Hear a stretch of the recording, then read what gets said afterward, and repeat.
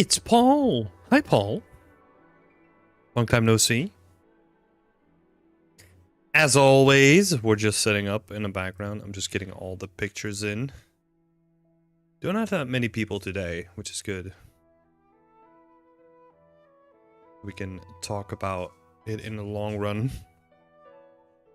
Been too long. How are you doing, Paul? Hi, Wisem. Good evening from a Swede living in Germany.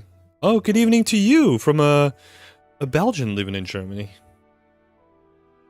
How are you doing?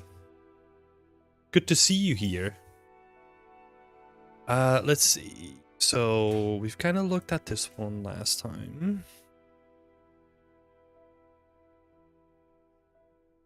I think we got everything.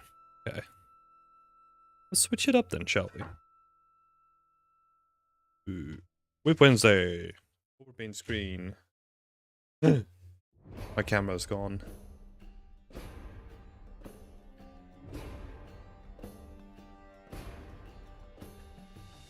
What happened to my camera?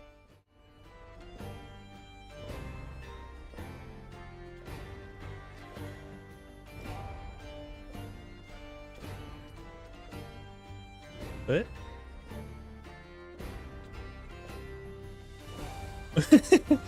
My camera is gone. What's happening? Ah, good old technical difficulties, huh? This is weird. Let's just try some stuff here. Oh, there we go. Okay.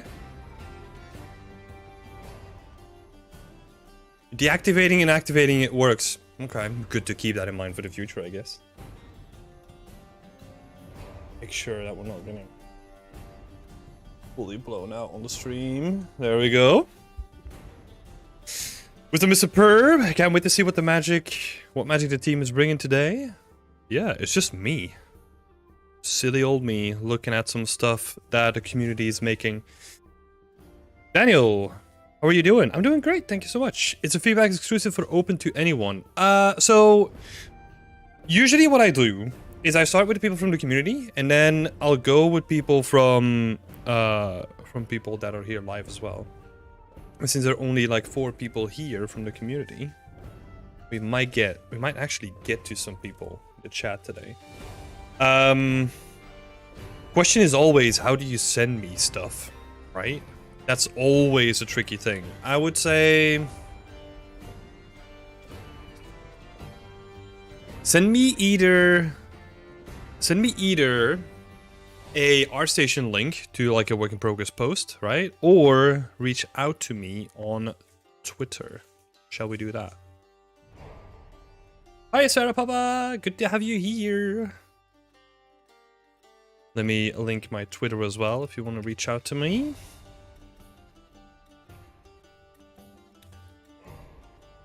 There we go. Put that in the chat. Send it over to me if you want, and then hopefully I can have a look at it later on. I'll need to see that I keep it open too. Hello, Shanmuk!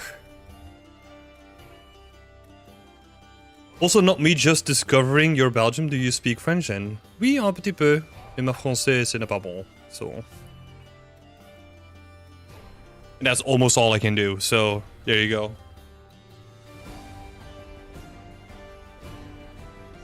Let's have a little setup here, shall we?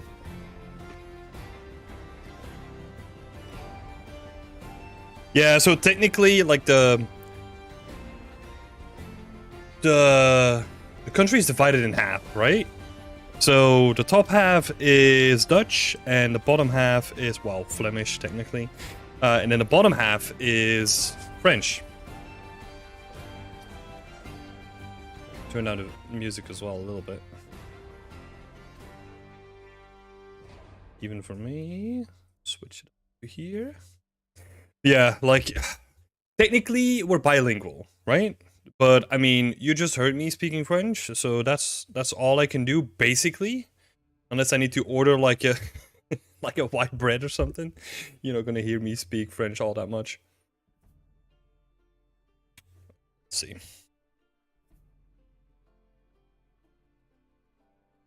Paula is here. Hi, Paula. Hi, Sia.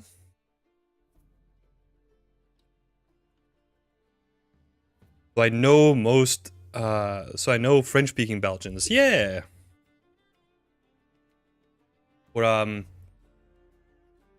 well, they're not quote-unquote French, right? They speak... What do I even say that in English? I don't think I've ever said that. Like, Walloon? Like, it's technically not French, right? Like I just said with Dutch, we speak Flemish. They have the same thing with French, where they speak Walloon instead. To make it even more confusing, because that's what we're good at in Belgium.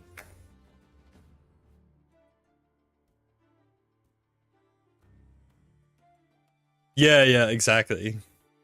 Exactly. Where's my pen? Oh. Lucky with the languages, Paul. I only speak English and gibberish. Well, honestly, like, most of my second language is also... Well, no, that's not true. My second language is English, I guess. So that's not total gibberish. Took me a while. But yeah, if we go into French or German, I've lived here a long time. Don't know how to speak German, you know? I can understand it way better than I can speak it. So there's that. Yeah, let's have a look at some of the stuff here. How are we going to organize this? I think...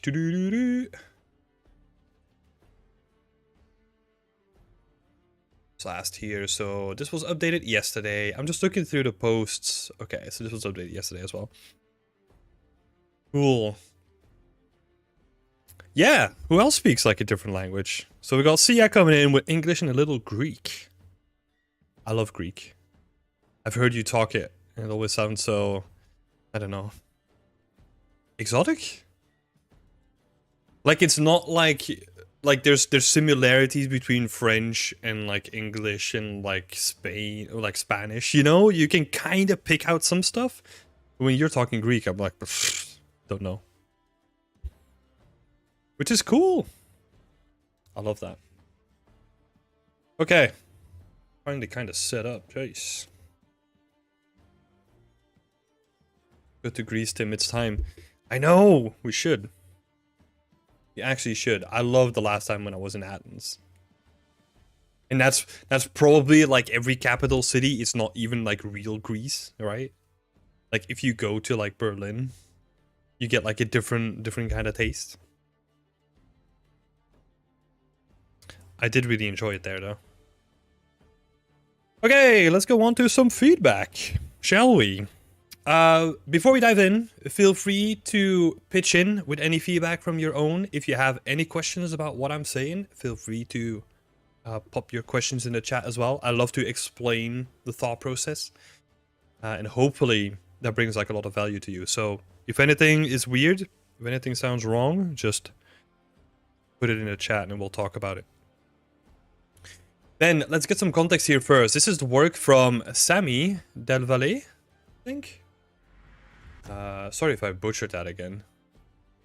They're currently looking for feedback on anything about it, really. So level art, props, lighting, etc. Okay, so my goal is to make a scene with the level of details of a third-person AAA game. So what should I change / improve? Okay. Asking feedback on a lot of it. I'm gonna start with something that was kind of like an easy win for me. So this shot, right? I kind of like it. I like the contrast between the blue and then in the trenches you have the orange, right? That makes sense to me. What I'm missing is like silhouettes. Oh my god, here we go again. That's spelled completely wrong, but hey, you get it. So silhouettes in the fog, right? What that can be is craters, right? Like impact craters from like mortar shells or something like that. Because this is pretty flat when it comes to like a no man's land as I'm imagining in it. Like this is pretty flat, you know? Impact craters. Impact craters. What could also be awesome is where you have silhouettes of like tanks, something like that, right? Like the early tanks, like just, it doesn't have to be like super detailed, but it would be nice to get something that adds to the depth of the scene just in silhouettes. Also, to when we're talking about depth anyway, more smoke, right? So you have like the occasional shell that is just like unexploded, cause like a little bit of a fire. So you have like a little bit of fire coming up here, and then that causes like smoke plume coming out, and then you can do the same thing at a distance, and that will create like this depth in the scene, right? I think a good inspiration here could be Battlefield 1. Battlefield 1, right? The reason why I pick a game in this is because they've done a lot of the distilling for you, right? But I like the way that they add depth and like interest when it comes to the sky. They also have like these floating balloons and stuff, which create like additional depth in the sky as well. So yeah, you could definitely do something like this, right? Where you have like impact crater here, like a smoking crater here, maybe some more impact craters over there. Right? Just add more depth.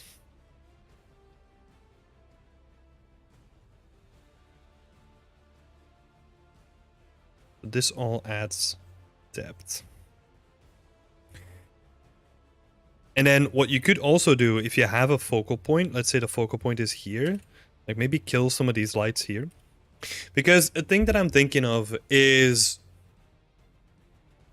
usually you don't want to light up the place too much, because that means that the enemy can easily see you in the distance, right?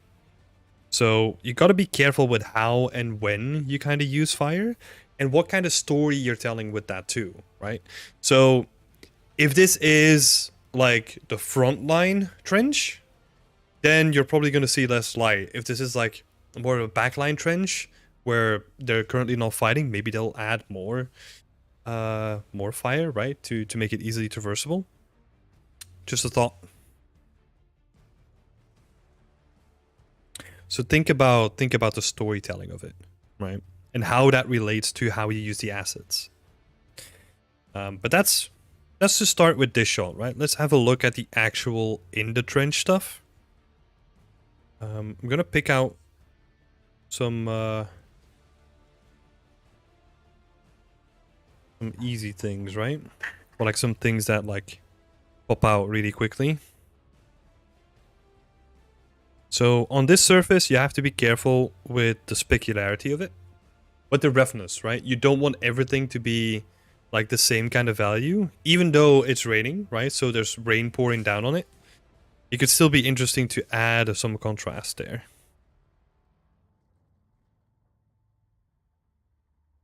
And keep it more in line with how the rest of the scene looks.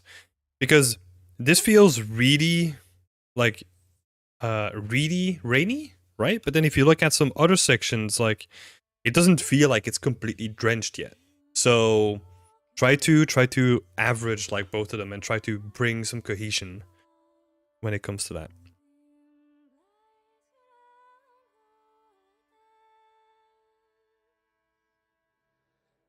Since we're here, let's also have a look at some of these floating planks, right? Again, the thing that I'm always trying to do in the back of my head is, if I look at this, it's not just because it looks weird when they're floating, right? But I'm trying to relate to it in like a story-driven way, where you would usually have a path that is trembled down, right? Like trampled down because so many people are walking on top of it. So in that sense, it makes sense to have the planks also buried, because the planks are there to give you more grip when it comes to it, right? So certain sections are done really well. I think in this case, you almost have, if we have like a side view on it, like you almost have like a little a little mound, and then you're adding like the plank on top of it. What you want is actually something that looks more like this, and then you have like a plank in the middle of it, and then the ends kind of disappear into the mud, or like kind of get overtaken by the mud.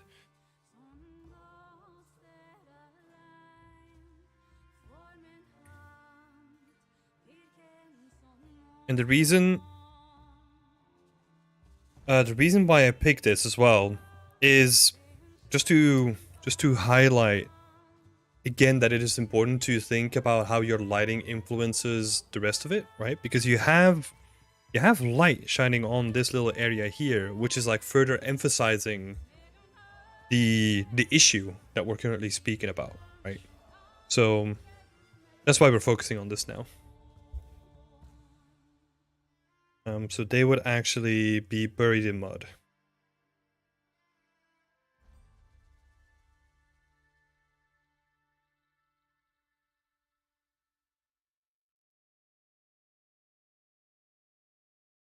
They would be buried in mud, like we're seeing here, right? Let me do that little graph again.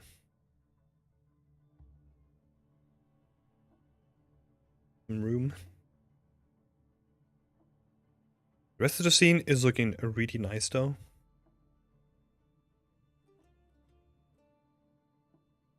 Really nice. The sandbags are cool, you know, like all the collections of sandbags. I think what you can do for like, again, an easy win is just have like a couple of them. Let me actually see if you did that. Right, if I can see it on like any other shot.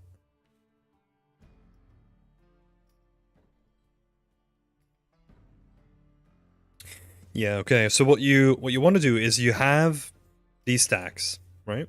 And this is more talking about the level art thing.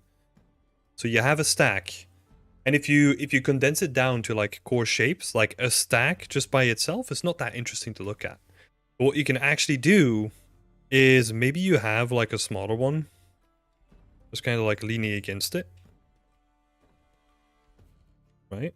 So you have this one coming in, and then maybe in the corner there's like a singular one as well. I always try to work in like a modular fashion like this because it gives you so many options, right? Where you have a singular one, you can use a singular one here. You can use a singular one to add some like variation to the top of it, right? Because you're trying to hide the fact that they're all just like stacks. That's what you're trying to do with that. So you can kind of use these like formations. We have like number 1, number 2, and then number 3 down here. To kind of create like a more interesting... You can almost look at it as like a mini composition. Right? You can kind of use those... You can definitely use those assets like all over the place. Doing it that way, right? So, mini compositions. Think about that.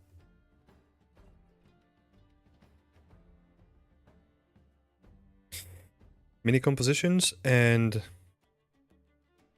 hide modules, right? That's what we're trying to do. Plus, you can basically apply this sort of thinking to like the rest of it too, right? You can do the same thing with the planks where you have a large module, and then you break it up because this is a transition between two larger modules, probably. Like, let's say this is a medium module.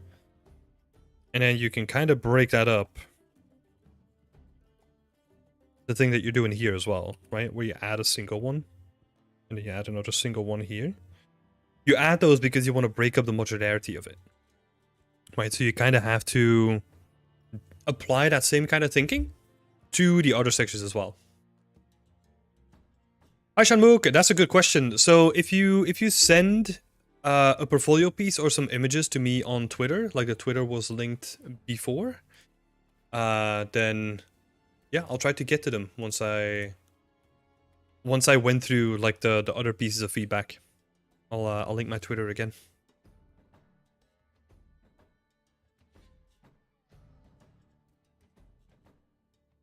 Yeah, these mini compositions, they're really powerful, you know, and I do that a lot. And that's also how we do it in games too, right? In games, we have different restrictions because we have to keep the level design in mind too, right? So this, while we're talking about level design, this is something that you wouldn't necessarily do because this third one screws up with the navigation mesh that's being drawn like across the whole landscape for the navigation of AI or yeah, your companions or whatever. So you gotta be careful with that in a game setting. But for here and for your portfolio, it's totally fine. I'm just gonna point out this thing here. Because it just looks a little weird. Like, I don't know what that is or what kind of material or yeah, I don't know what that's supposed to be, you know? It looks, I don't really have like a zoomed in image of it, but looks kind of weird as well. I don't know. Maybe I might be wrong, but yeah. The rest of the scene, like especially the shot that we're currently looking at, is looking really nice. I like the cloth. The cloth works really well because it adds like a dynamic effect, right? In compared to like all the more static objects. So that's awesome. The landscape itself and like the mud textures feel really good as well. Be careful about blending those two.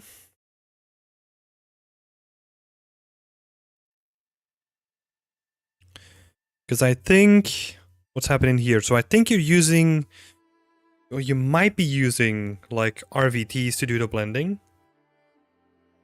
However, it usually doesn't work that well when you're dealing with a ton of detail, right? Because ideally what you want to see is like the mud being like pushed away by the planks or something like that, right? How you can do that is actually making like a mud mesh that is also using RVT for like the blending between the two, but then actually offset the mud based on the height map. So that you get like really detailed meshes that are a little bit higher in density, but you can kind of use them in like a modular way and create these almost like mini mud mountains that allow you to like blend everything together. So just gonna name that. So blend with mud mountains. How does that sound?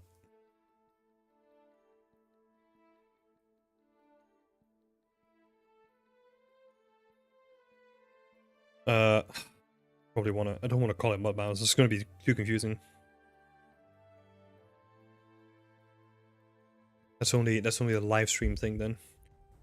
So blend with mud modular pieces. Cool. Let's have a look at some other stuff then, right?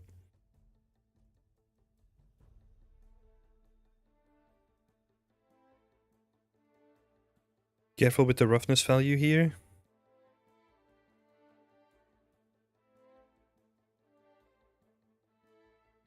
I think this is a decal that might be that might be something that's meant to be not shiny, but then it has that weird transition on the border.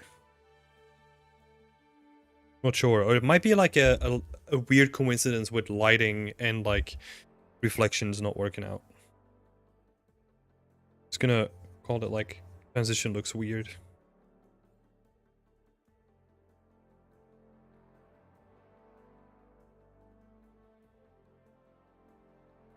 So Daniel in the chat is asking a quick question. How do you approach a big steep mountain without landscaping? You do that with the use of height maps. So if you use a height map, you can import them into like the landscape tool and it will use the height map based. It will use the height map to then generate your landscape for you. And if you need more density, you can always play around with the settings in the landscaping tool or use a separate mesh instead of using the landscape tool. That's also an option.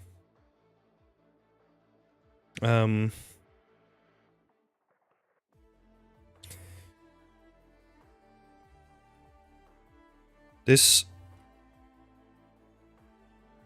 glass here looks a little bit weird. The only reason why I bring this up is because it's so upfront, right? If it was a little bit more in the back, we could kind of forgive it. But now we're looking straight at it. So it's like not see-through, but it's kind of meant to be. So we're kind of, yeah, we're kind of mimicking that effect by using the emissive, but it doesn't really work, right? Especially if you have it so up close.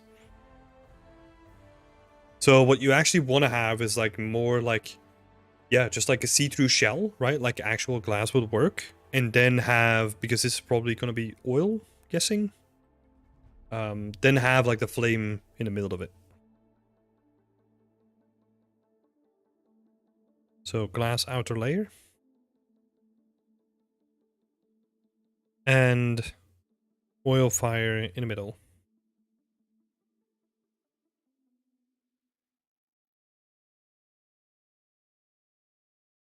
Cool.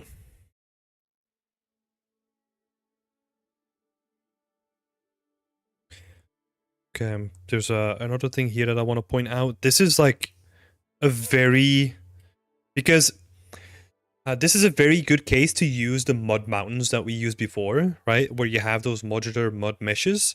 This is a perfect case where you can use them again, because we're seeing the limitations of the landscape here right now. And we can use those meshes to kind of like obscure the limitations there. So,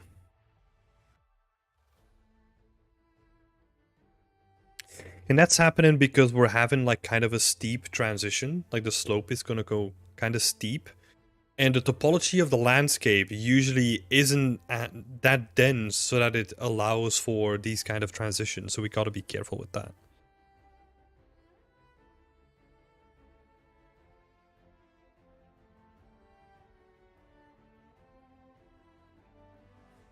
So that's where those meshes come in handy as well.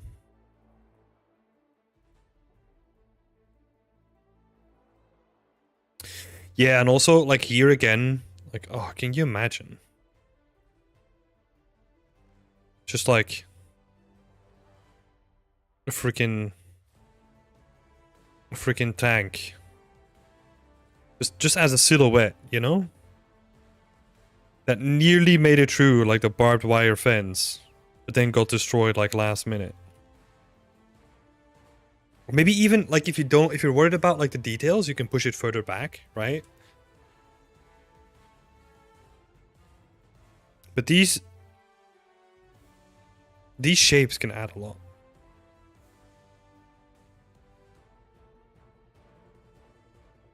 And then, yeah, if you think about the stuff that we talked about before, where you have like smoke trail, you know, another smoke trail coming off here, maybe another one in the back here. And the fog is going to play really nice with that, you know, because it's going to add like depth to the scene. So you can make like mini trail, then another mini trail here. Oh, it's gonna add so much depth to it.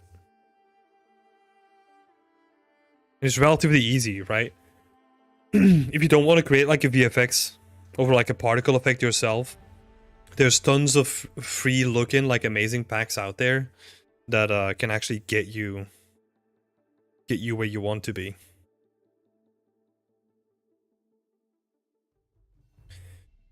Yeah, that will be freaking awesome. Because that's gonna do a lot to it, you know. Like you can already see from my stupid drawing that it's gonna add like a lot of depth just with my little squiggles on it. You know, and if you play with like the depth by like pushing it further back in the scene, yeah, and just fake it, right? It doesn't even have to be connected to terrain or whatever. It just needs to match for that one camera shot. Or if you're gonna have a video, it needs to match for that video or whatever. But for the rest of it, you're good, right? It doesn't need to make sense. Like we're allowed to fake stuff. Yeah, so cool. I love this shot. I included this one here as well. Be careful with these steep transitions, right? We're running into the limitations of the landscape blending with these wooden planks.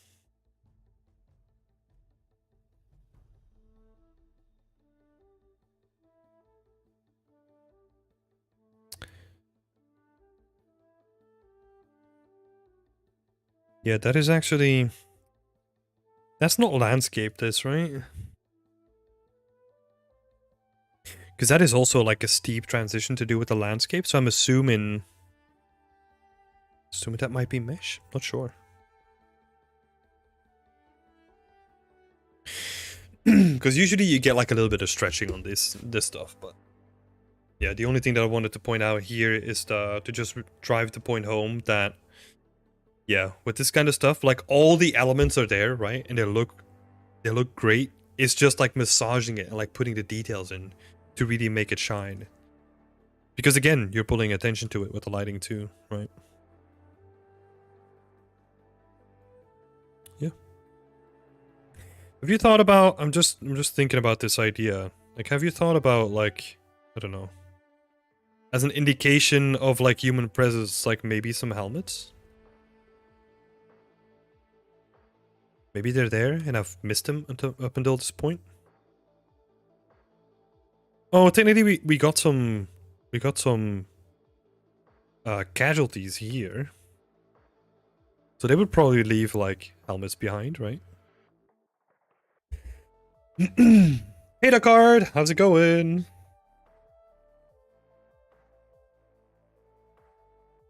Yeah, I like this shot. What I would do with this shot, because you have such a good opportunity here. Let me actually get rid of this stuff. It's going to be important.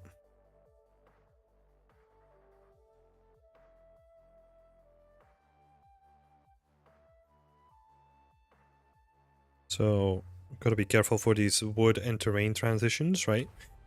But the reason why I like this shot is because we got like a good composition going, right? Your focus is drawn here, especially with the light as well. The light is doing a good job. The thing is, it would be cool to get some kind of a payoff for looking there, right? Maybe what this could be is actually you need to look up if this is gonna be like in any way, shape, or form like something that they did, right? Or maybe I don't know. Maybe you'll take like a leap of faith. What if this is like a shrine to like all the fallen soldiers there, you know? And it just has like a bunch of like memorabilia of like the people that have died there. So like you can put like a bunch of helmets here. You know, like a bunch of helmets, maybe I don't know, maybe there's like a candlelight here, or maybe just because you have them lying around, like put a couple here, you know? Kinda like this one is, I guess. Yeah. Turn that focal point into something that is interesting to look at. It doesn't need to be so blatant, right? It doesn't need to be like a shrine, or you don't have to kind of lift it up to something else, but just something, right? Like if you're pointing, because now what you're doing is you're pointing it all to like one focal point, but the focal point, there's nothing there, so it's kind of like an empty payoff. But what you do with that focal point, it doesn't have to be this idea. Feel free to do whatever you want with that, right?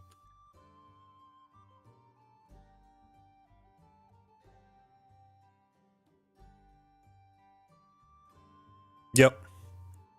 I think I'm happy with this. I think there's a lot of stuff that you can introduce and like change up.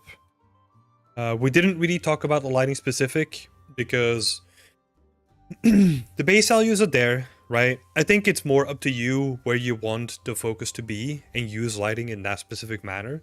And that also ties into what we just spoke about with the focal point, right? You got some interesting stuff here, like if you want to emphasize like the casualties of war, you could make that like a diorama in itself and then attract attention to that with the use of lighting, right? And it kind of ties in with the story that you want to tell with some of these compositions, because now it is still the painting's there, right? Or like the structure of the painting is there, but the painting itself we're still not sure what it's saying. Right? So it would be very interesting to think about it that way.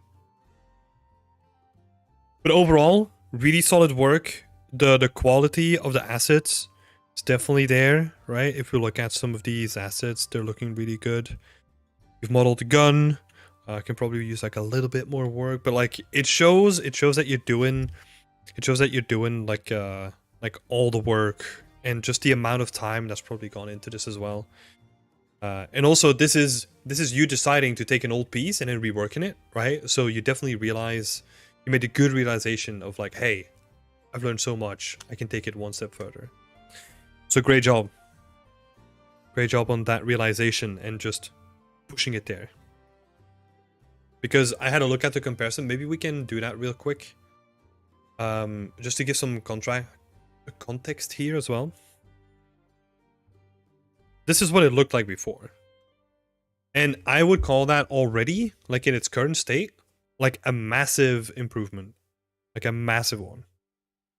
Like the lighting is more balanced, you know? It's not just like bright lights everywhere and then super contrasty, but you can't really see anything. This is already like way better. Yeah, and the assets, they also look way better as well. Oh, okay, I see. That's what it was. Yeah, good stuff. And thank you so much, Sammy, for putting it up there for feedback. Appreciate that so much.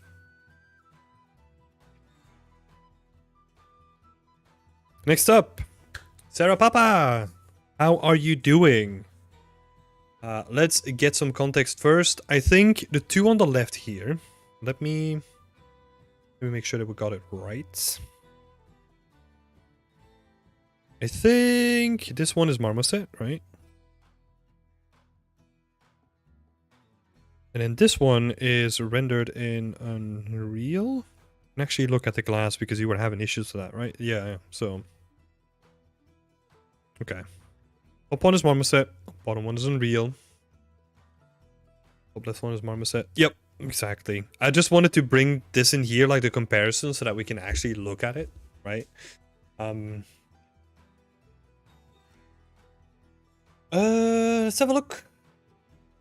If there's anything that I can specifically help with. Is there anything in the modeling / texturing that jumps out as being problematic / looking bad?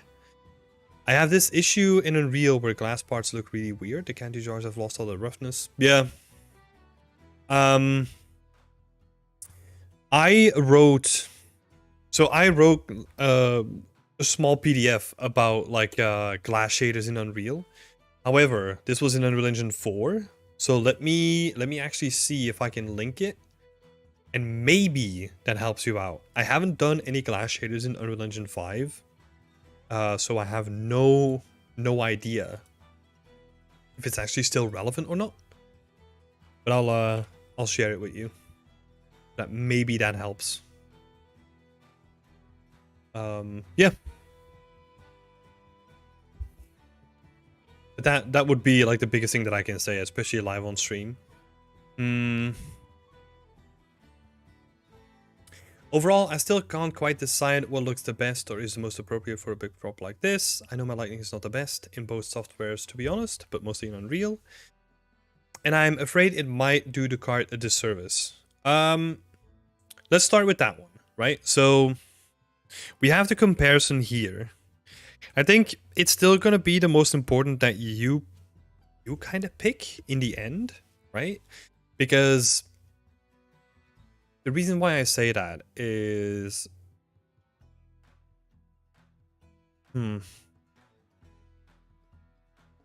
It's not like you're not presenting it in like a rendered engine, right? Like both Marmoset and Unreal Engine, we talked about this last time a little bit as well. Both Marmoset and Unreal Engine, they're both real-time engines, right? So like the step between Marmoset and Unreal is not that big. If you can present it in Unreal, it's probably a little bit better because it is a dedicated game engine. But if you're struggling with it in any way, shape, or form, yeah, also don't bother with it, right? Especially with the glass. If you get it looking really good and you really struggle with that in Unreal, don't necessarily have to do it in Unreal then, right? Because glass is hard in Unreal. I'll say that. So yeah, best, like what you think looks best, that's probably up to you to decide and how you approach the lighting. What is the most appropriate for a brick prop like this doesn't matter that much, honestly. Marmoset is perfect for these kind of props and their presentations of it, right? If we're doing a bigger scene, then yeah, it's gonna be Unreal Engine, no doubt. For this kind of stuff, it can be either or. That's up to you. I know I'm not making it easier because I'm leaving the decision up to you, but it kind of depends on how you present it, right? And then let's go back to... Oh, yeah, let me know if that makes sense or if you need any like further help with that. And in the meantime, I'll jump back onto like the first thing. So is there anything in the modeling / texturing that jumps out as being problematic and looking bad? So I'm kind of going to bring it up again, even though we talked about it last time, right? I don't know if it kind of slipped between the cracks a little bit, but like this having a little bit of sag would definitely help. Bend / sag, right? Because it is such a big surface and it's perfectly aligned with the rest of the cart. It makes so much sense to add like a little bit of dynamism to it. So you can definitely push that. I love what you're doing with the wheels, by the way. We pointed out last time where they're like slightly off angle. Oh, I couldn't quite figure out what you meant by sagged. Okay. I'll explain it how to do it. So it's very simple though. So what you take is you take the middle part here. I don't know if you got like a couple of vertices or like an edge here, right? You take that, then you set your soft selection. I can't remember if you're using Blender, right? So you set your soft selection to basically affect all of it apart from the two outer edges, and then you just press it down. Just a slight bit, so that you get like a curve that's just like a little bit of a hang, right? Maybe that's a better way to say it than like sagged. Just have like a little bit of a hang in there, so that you're pushing it from like a straight line to something that's a bit more like this.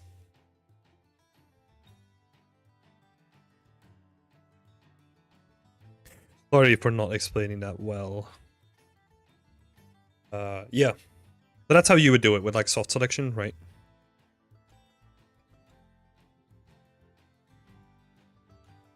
Soft selection. Gonna be so nice. I honestly use soft selection a lot when I want to create like slight deformations in a mesh or when I want to give it some character. You can do a lot with that. You know, and you could even apply it the same thing here where you have like these pillars.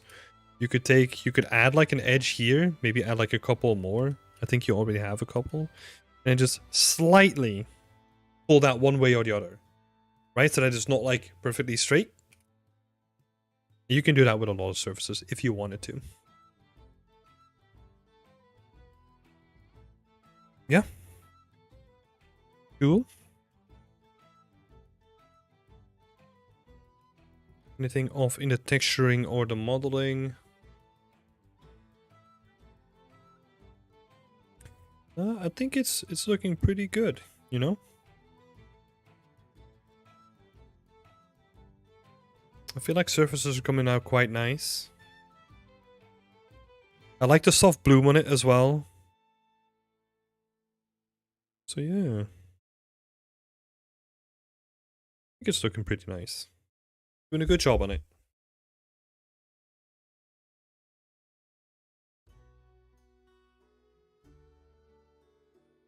Just having a look at some stuff, right? Like, maybe what you want to do is be wary of these connection points, right? Where like one mesh transitions into another. There's usually like a bit connecting it, to make sure that's like very easy to understand. Now that I'm noticing, like this wheel is coming out like really far.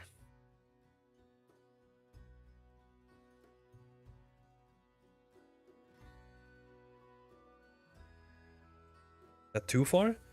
You know better, right? Because you have the ref. So maybe that's justified. But it feels like it's way out there. And normally they're pretty close to the card.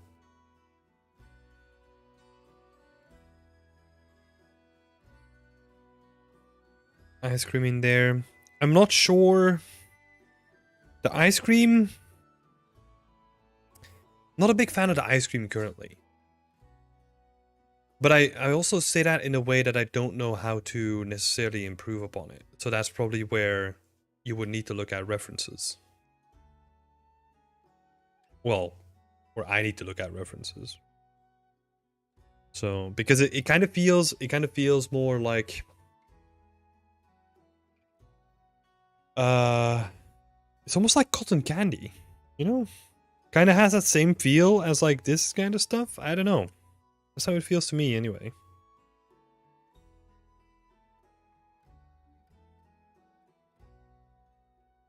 I don't know if you feel the same.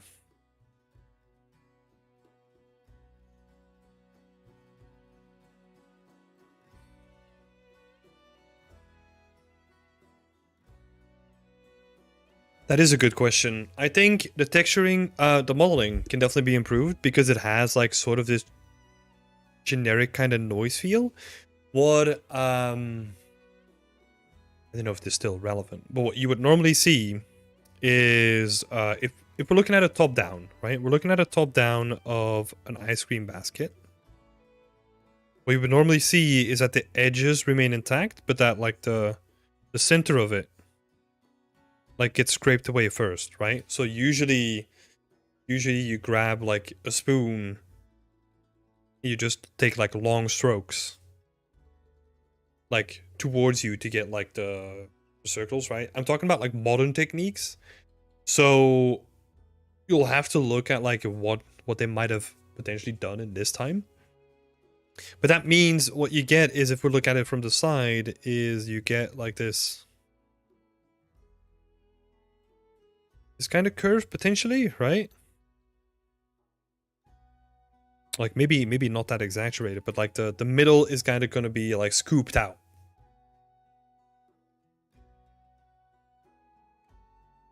Right?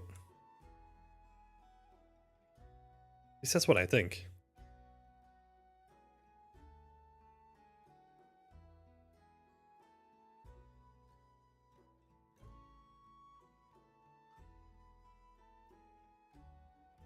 Was inspired by both Red Dead Redemption and BioShock that had something like that, but maybe I did it.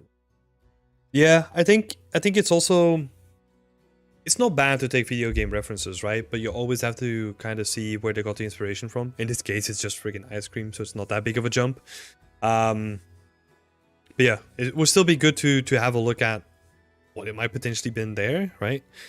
Also, it's actually an interesting point that you bring that up, right? Because what also happens is that usually what we do in our portfolios is way above the quality level that is set in games. So, gotta keep that in mind as well. That a lot of the people putting out the great stuff on ArtStation are actually punching above like the average of the games out there. Especially when it comes to like minute detail, right? It depends on like a whole bunch of factors. Let me deviate from a little bit, right? So in this case, if this was an ice cream stand that was used in like an important cinematic, they would throw like a lot of stuff towards it, like a lot of geometry, like a lot of texture budget, and like people would spend like a lot of their time on it. However, if this is an ice cream cart that's just like, it's used multiple times throughout the city, right? And then maybe they changed up the branding a little bit.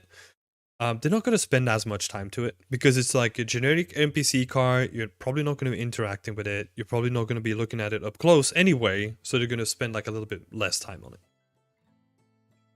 That's also why you probably see in like busy markets or in busy markets is probably the best example that I can think about. They will either have like an atlas of like just like a bunch of tilables that they can use. Let's look at Deus Ex Machina, right? Where you have like a market of like all mechanical components. There's a lot of it that might be modeled if it's bigger, but like if you're looking at screws or anything like that that's smaller, there's going to be like a tilable, which might even be on an atlas that has like a bunch of tilables on it, because they're used in such a small portion of the game that it doesn't make sense to dedicate like a whole texture to it. So yeah, just like a little deviation of what might usually happen in the industry, right? Like usually, so that let's say that you see on ArtStation might be above the quality level that is usually made in games. I want to throw out a caveat there, just as a last thing, is that doesn't change the expectation of you and your portfolio.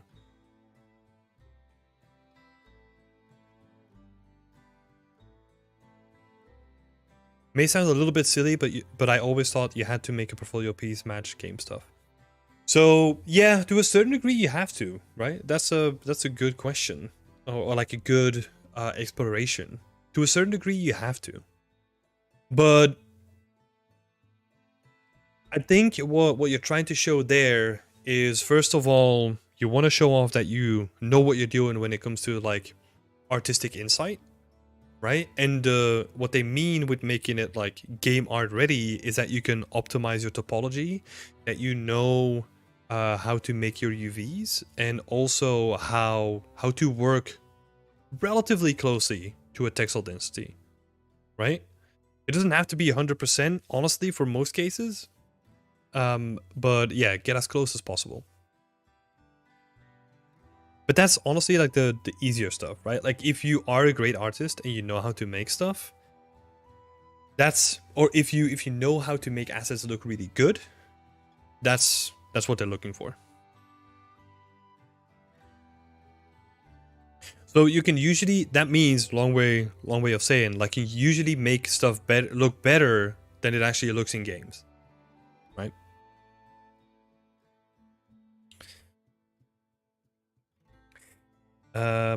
Yeah. Right, so I can push the art to be a bit more detailed and not worry too much about how they would look in game. They're kind of the same thing, right? So because I assume that if you're gonna push the art to be, oh, okay, you just said it. Okay, yeah. I just want to make sure, like, if you're gonna push your art to be more detailed, then the assumption there is that you're gonna make it look better as well, right? Hey, I'm Mike3D. Welcome. Let's have a look here. Was there anything else that we can point out on the modeling and the texturing? So we kind of talked about the ice cream a little bit. Man, cotton candy is hard. It does look fake right now. What you could potentially do here is, I'm kind of thinking about the same approach what they sometimes do with hedges when it comes to foliage. So usually how that works is you have like an inner core, which is like solid mesh, right? And that has no opacity or no transparency on it whatsoever. And then what they actually do is they add like an outer shell onto it that does have opacity and maybe is like a bunch of cards just scattered in like random directions. I think if you want to push the cotton candy to the next level, I know we're being very specific about this freaking piece of candy. What you can do is actually take the same texture, apply an opacity map to it that kind of looks like strands of cotton, cotton candy rather, and then kind of spread them on it, like there's layers peeling off of it. That makes sense. So you're kind of making like longer sections that basically come out of the cotton candy and go back into it. And then you can get that little bit of a fluffiness, right? Might be an interesting experiment. The glass we already kind of talked about, like all the stuff in there looks pretty good.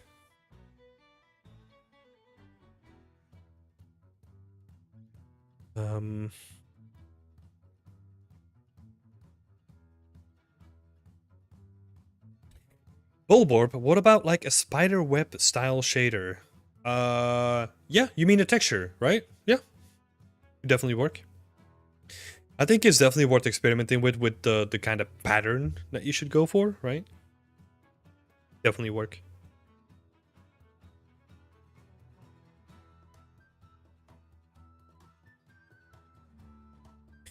Yes, yes, yes. The rest of it is looking quite nice. There's one thing that I will say about the texturing, and that's just in general, is you have this edge damage, right? What you need to be careful of is that you don't make it too generic. And I'm gonna lean into my logical brain here for a little bit, right? Is you kind of want more scratches in zones where you're gonna be interacting with the prop more, or where the hypothetical person that's running the shop is gonna interact with the prop more, right?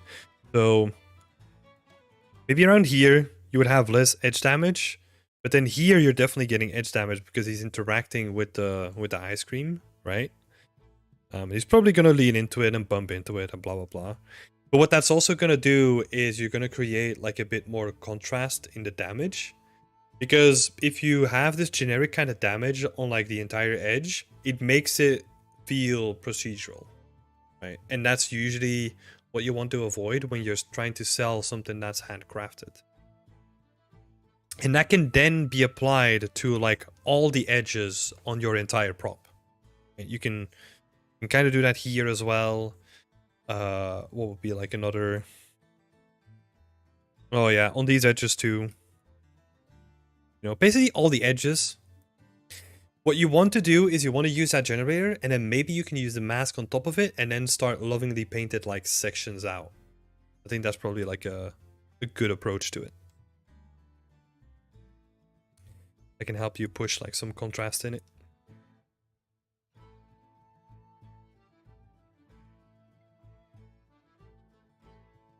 Yeah. But I love all the props. I love this cast machine. Looks so good. Looks so good.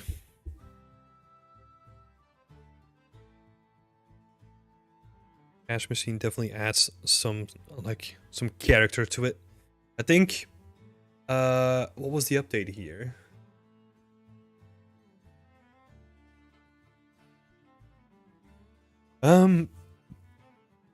I'm just basically trying to see if you're still adding props, right?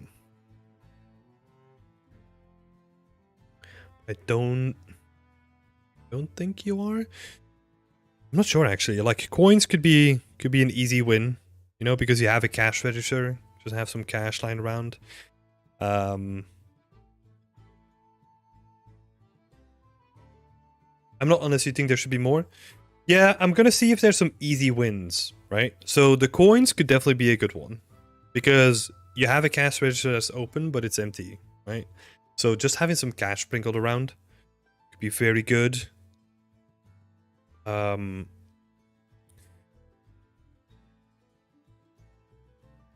can probably think about like a bunch of stuff, but don't wanna add too much either. I think the coins is probably like an easy win. You know, that's something that you can add. It doesn't take too much time, and it's going to add some character to it. So yeah. I think that's going to be a good one.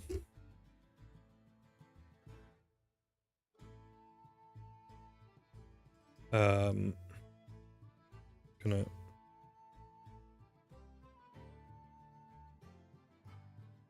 Hey, Arthur! How are you doing this evening? Yeah, I'm doing good. I'm good. Spend most of the day struggling with some PDF stuff, but hey, we're here now with some feedback. So approach like hedges. Let's do that. I'm just making some notes here. Yeah, no, honestly, great job. I personally, I'll tell this, even though I said that you need to make a decision. I kind of like that it's like a bit more lit and like a bit more bloomy. Like it's a more... Maybe the bloom is a little bit too much now, right? Because you gotta be careful that it's not glow in the dark, or like not glow in the dark, but like not emissive, right? So you gotta be careful with that. But I like the overall lighting that you have here. It kind of makes it feel more whimsical and fantastical, you know? Yeah, that's what I would say if you're gonna continue in Unreal. I'll write like a couple of points, right? So watch out for clipping. Value clipping. Value clipping is basically where you do adjustments on top of the base value so that you can't distinguish like all the white values in these balloons, for example. They're all basically gonna be... You gotta see it as a clamp. You're crunching down the colors. So some stuff might be happening like that here. Number 2. Reduce the bloom slightly, right?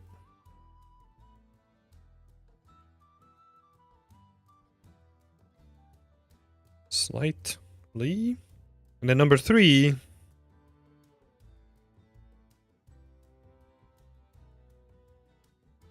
Overall looking pretty nice though, I gotta say. With the implementation of like all the lights where you have like the prop being separated from the background, great job so far. I was gonna make like a third suggestion where you just add a floor. That's more of a question mark. That's up to you. With a floor, I mean, just it could be cobblestone or anything, right? That the cart is sat on. Be like another quick win as well. You didn't quite get the value clipping part? Okay. Let's have a look. I wonder if it does that in here. If we take this image, and then we go to adjustments. Yeah, you can kind of see it here in the well, it was always confusing to me, so I don't know if this makes sense, but you can kind of see that there's a lot of values in here that are just being forced because they don't have the color space to like well, exist basically. But what's basically happening is you're basically like, if we have to like really overdo it, right? This is basically what's happening. So all the colors that are close to white are being crunched to be completely white. So there's no distinguishing like between the values anymore. You actually got like a pretty good example of it yourself here, where we get rid of that. Like you can actually see like all the colors in here, right, of the white balloon. Like you can kind of see it has a highlight, it has some nice shadowing on it. And here, it doesn't have that. It almost feels like one solid shape of white.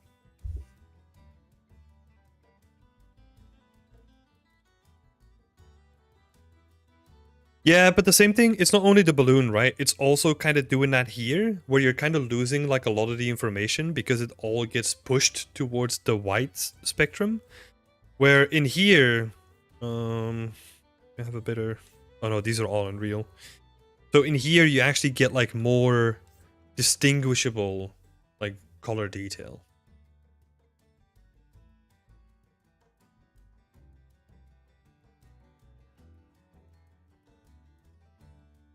Yeah, you mean the shiny part of the white balloon is lost in the diffuse.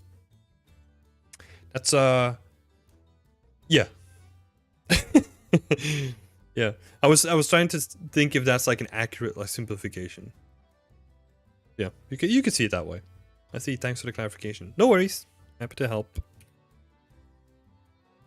Right, I think that was it for my side. I love the presentation that you did in Unreal.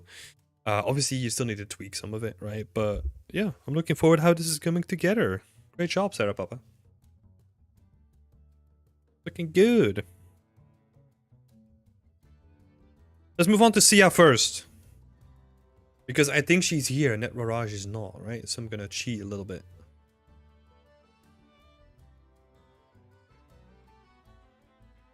See ya! Let's have a look. Let's get some context first, like we always do. There she is. She's making some cool progress, trying to get a feel for the sculpting slash density of detail. From Scott's recommendation, I'm targeting Immortals Phoenix Rising. So I'm at the phase where I'm looking for feedback on my sculpt. I know you've been lurking. I know it. So details on the sculpt. So this is an interesting one. The first thing that I thought was that you're kind of using a material that might be overemphasizing some of it. Because you have the white edge on like the curvature, right? And then you're probably using like a bit too strong of an AO because it's getting pretty dark. So it's overemphasizing the sculpt in this case, you know what I mean? Like it's gonna make like any sculpted detail like almost like immediately like blacker than it needs to be. Right? So this stuff is probably not gonna be as black in like the final thing. But yeah, let's have a look. We can still look at like the detail, right? Like the sculpt that you've done itself. And I honestly like how simple it is, right? Especially on the main part, where a lot of people, because that's eye height, so most people are going to be focusing on that. I like it, yeah. I think what you could do,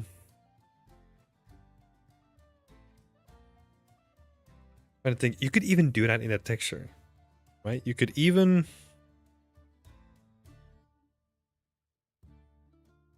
simplify this more, because you have such a nice amount of detail here, right? And then you have this like crown, let's call it. I don't know what the official architectural name is, but this is one way to look at it, right? So we have awesome details on the top and the bottom, and then the middle part of it can be like a little bit more simplified as well. But I think you can honestly do that in the texture, right? Where you don't overemphasize the AO compared to maybe the other parts, where you kind of shift a little bit. So you wanted it to look worn but not broken kind of deal. Yeah, and I think that's honestly, like, this is aged, right? Like if you had to put like if I had to put like a word on it, like it feels aged. Like it has history to it. So it's not brand new, but it's seen some stuff. And I think, yeah, I think you did well.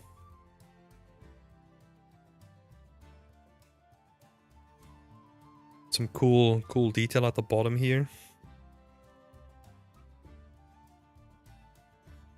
Still Enchanted Pavilion, yeah. Nitpicking here. This kind of looks like it has a chip out of it, but then the chip is still there. So that's probably gone. Honestly, that's a nitpick.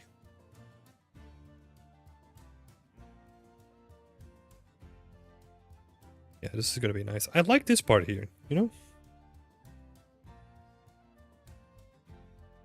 Kind of has that very hand-carved feel to it. So it's a nice little area.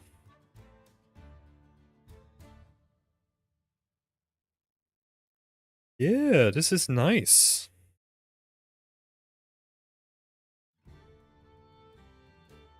Yeah. Just taking it in, honestly. I'm really curious, like, because you got some good references here, right? I especially like, let's have a look. Let me actually bring him up as well. Got some references here from Immortals Phoenix Rising. This one might be a bit too noisy, but I love this one, you know? And I think you took like a bunch of inspiration from it because you got like the, what is it? Like the pop marks for like these round areas here, right? Oh, you can't even see my cursor, can you? No, that's great. Yeah, these areas here, we have like the little pop marks in it. Quite nice. Yeah, I think texturing is going to do a lot here. So I'm looking forward to that.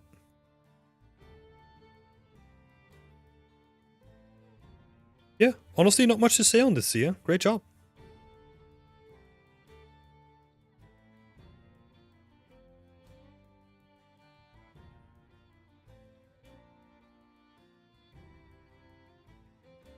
Keep on keeping on. Hell yeah. That sounds good. Yeah, honestly, doing a great job. I think the thing that I'm most interested to see with this, and I think we brought this up before, is to see the consistency between all the pieces, right? Because I think that's the trickiest part, is where you don't have to sculpt a lot of pieces though, so you should be fine. I was gonna say that if you have to sculpt a lot of pieces, like you have like a nice style, but you have to be consistent with it over all the pieces that you're gonna sculpt, right? And it gets tricky when they're like all different dimensions and whatever. Yeah, you got this. Like if you keep this up, this is gonna look awesome. Great work. And thank you so much for showing it off as well, Sia. Looking forward to how it's gonna look. And then a last one for today. Unless I've got some messages on here. Don't think so.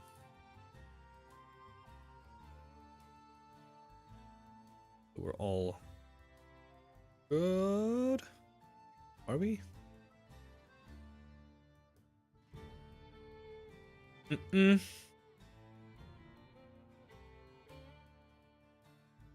Message requests. Sorry, I'm just having a look if someone sent me a message here. I think Twitter might be bugging out a little bit. Yeah, absolutely. Okay, thank you so much, Tim. No worries. Let's check the BE account as well.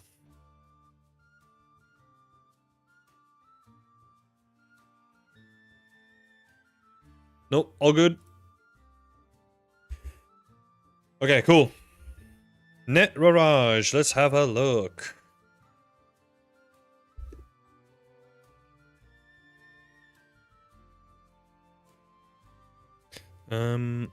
So let's get some context first, shall we? Let's start there.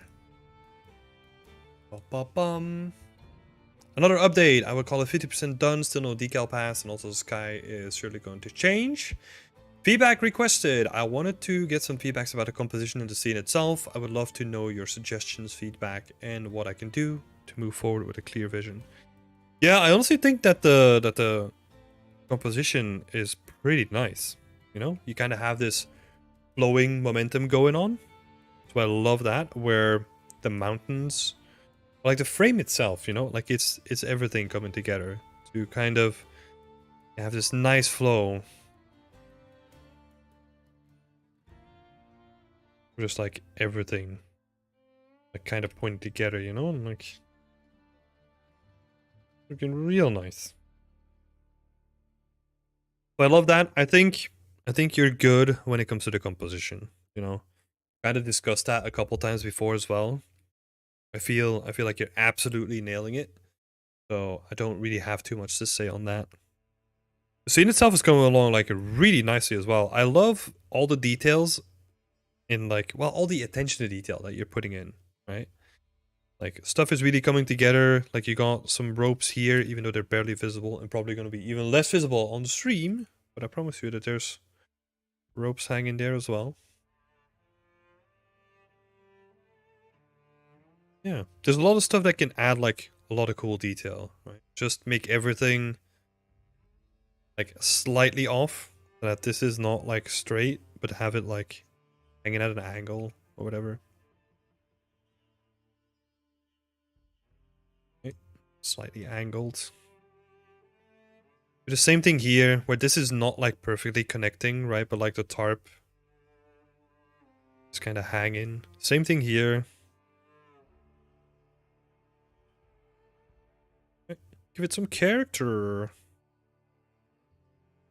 You're doing a good job with the character on the building itself, though.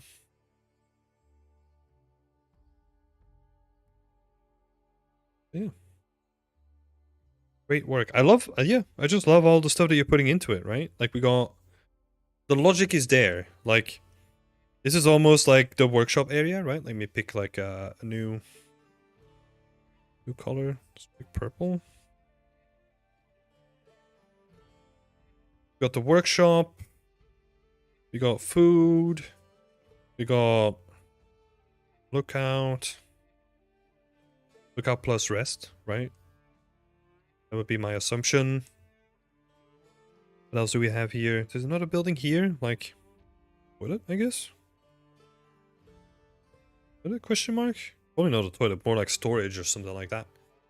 But yeah, that's what I like to see, right? Like there's a logic of the scene. Like just it's like the world building logic is there, right? Like if this was like a functioning outpost of people, like they would need a place to cook, a place to do the workshops, like where do they get drinking water, how do they keep themselves protected, like all that kind of stuff, right? I feel like you're doing a really good job of already conveying what's there. So the logic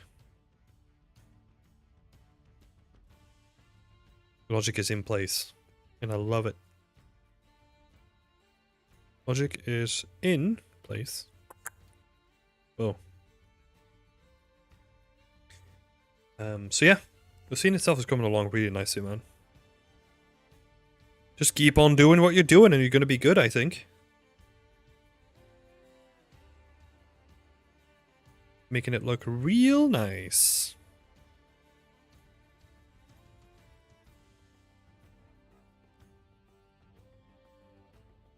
Yep, that's it. Nothing to add for me. I'm just looking forward to more updates. Did a quick pass on the existing trees as well last time. Yeah, these are looking quite nice as well.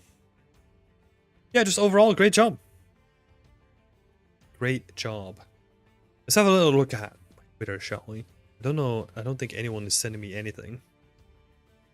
Feel free to do so. I don't know if anyone wants to get some more feedback. Yeah, if not, that's fine too. Just chill out, chat for a little bit. How's everyone's week been?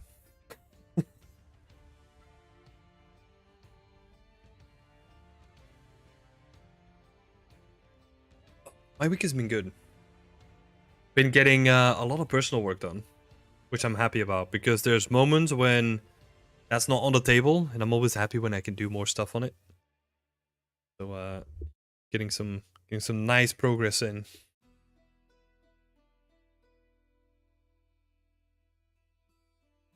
Yeah, let's make sure that all this stuff is properly saved. Switch over. Yeah. We also have some upcoming events, because the team challenge, what people are now, we got 25 people in groups of 5, like basically battling it out, making an environment in 1 month.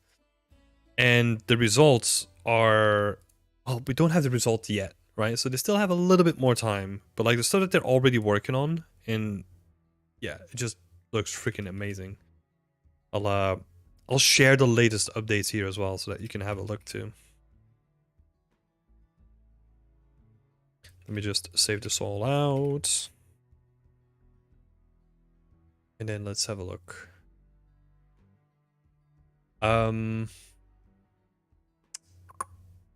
Where do we go? Team challenge. Where are we at?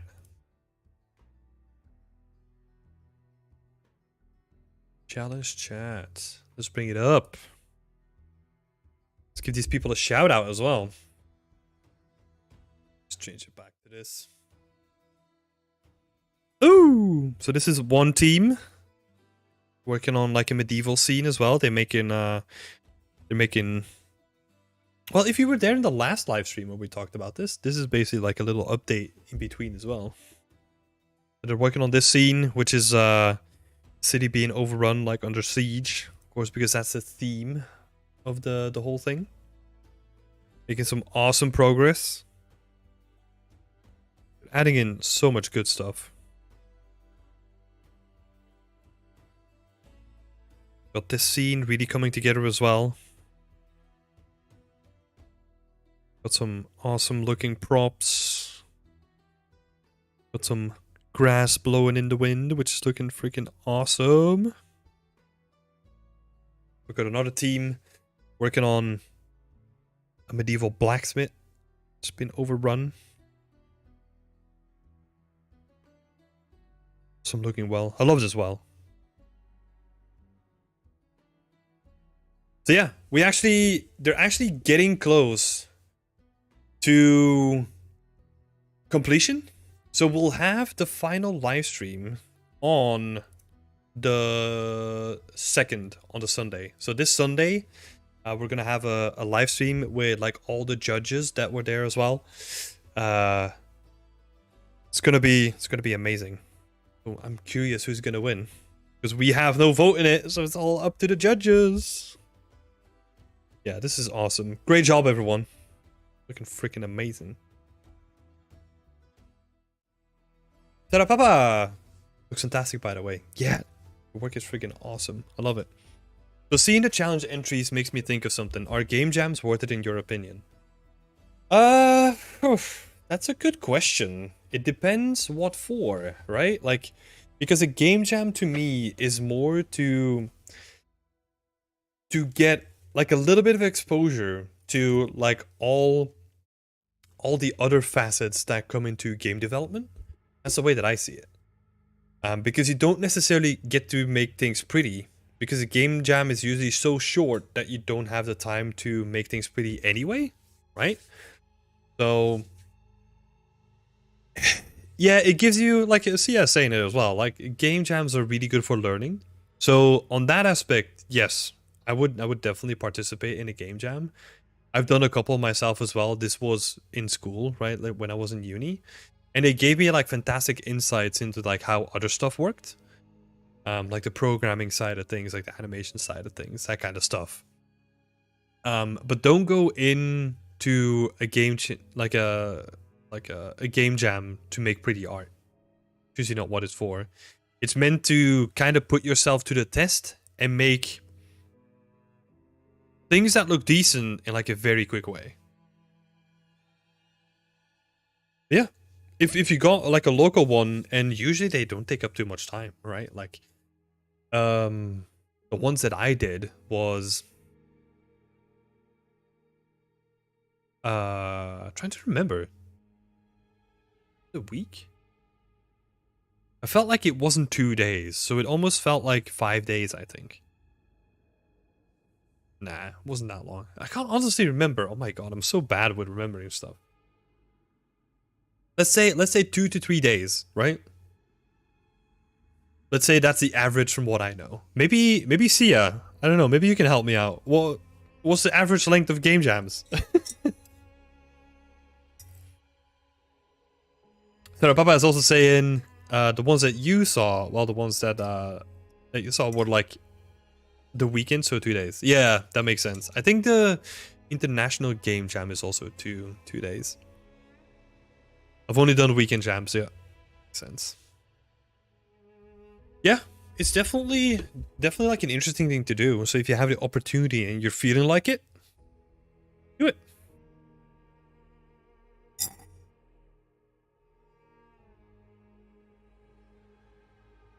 It's definitely a good way to learn. Oh my god, I remember it wasn't 2 days. The reason Well, the one that I did wasn't 2 days, right? I think it was 3 or 4. The reason why I say this is because, oh, we were so stupid. So we were making a game. You come home, and your lovely wife gets mad at you. Long story short, we had to come up with voice lines or like sounds as well, right? So what we did is our school had like a recording studio. So we actually went in there and like recorded like all the sounds ourselves as well and then implemented them. But we had sounds for like stupid shit. Like we we would have, there was one where you had to clean the windows and you would literally like rub your sponge against the window. And instead of going for like a free audio source or whatever, we would mimic the sound it would make just the best that we could. So we would go like ee, ee, ee, ee, and that would be like the sound file that we would use, and we would use that for everything. Oh my god, we had so much fun on it. We basically wasted like at least half a day just recording like voice lines and just absolutely dying when doing so. It was so it was so fucked. I love it. And I mean, I still remember. So yeah, I guess that's enough of an endorsement, I guess, right?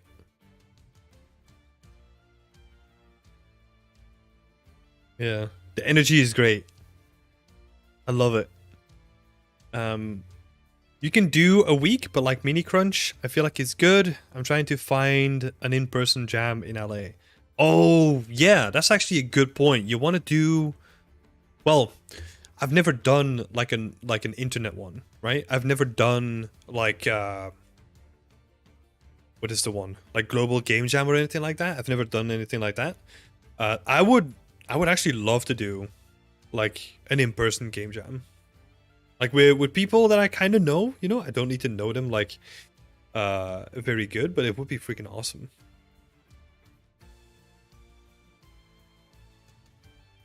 For very short projects like that, you guess you could use AI text to speech for voice acting now. Lol. Yeah, you could, but it strips away like all the. I mean, it strips away all the fun that we had. That's for sure. But it also strips away like just the quirkiness of it, right?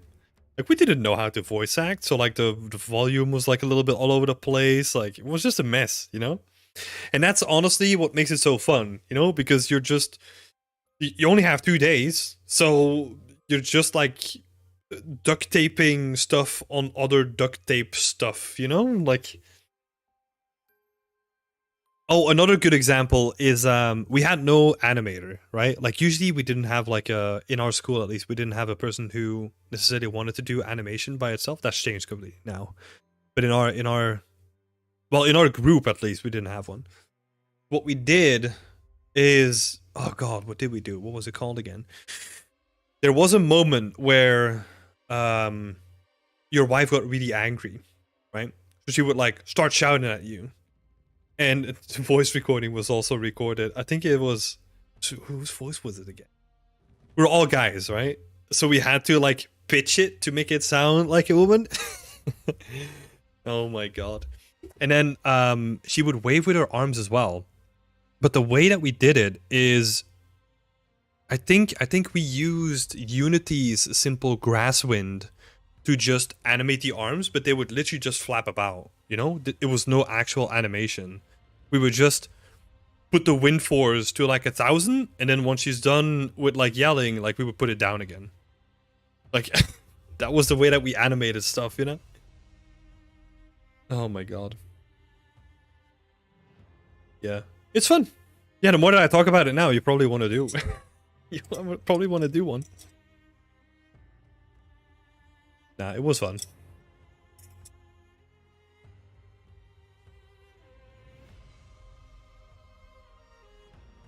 So yeah, endorsement for Game Jam is out there. I'm actually trying to think if there were actual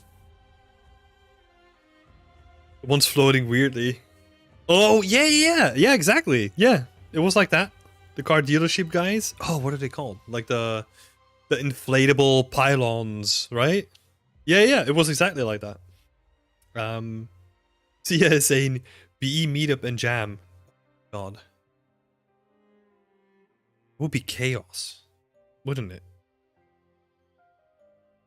That would be cool though. But people are going to be absolutely dead, right? Because that's also what happens with a game jam, is that usually, because it's such a limited amount of time, you tend to skip out, or at least I did. Most people tend to skip out like on a little bit of sleep to just cram more stuff into the game, right? So yeah. Oh my god, that would be chaos though. Can you imagine like 300 people just working on like one single game jam? Just one project.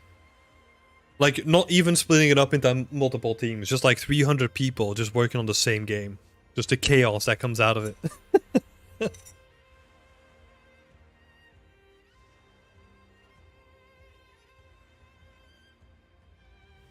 Yeah, I love it though. Yeah, I think that I remember the winning ceremony, because we had a ceremony, or like we had to present it live on stage for like the rest of the school, right? And I last minute, like I think it was the last submit that I did, is we had a kitchen area, and what I did is in the fridge, you could open the fridge to get like a piece of fruit or whatever out. I hid one of the arms and made like a quick blood decal and like hid it in the fridge. But the other people in the team didn't know about that. So one of them was doing the presentation, going to the fridge like he would normally do, because he kind of like he was used to it, right? Like he rehearsed like a couple times. Well, rehearsing is a big word, but he played it a couple of times, knew what he needed to do. And then he opened the fridge, and live on stage, he was like, oh fuck. Because I snuck it in last minute. I remember that too. Then yeah. It was so fun. So fun looking back at it. It would actually be interesting. Like, what can we do as like artists? Like, especially with people from the community, what can we do as environment artists when it comes to like a game jam, you know? Maybe we'll do like an internal one. That would be interesting. Just over a weekend. It'd be interesting. All right. I think that's going to do it for me today.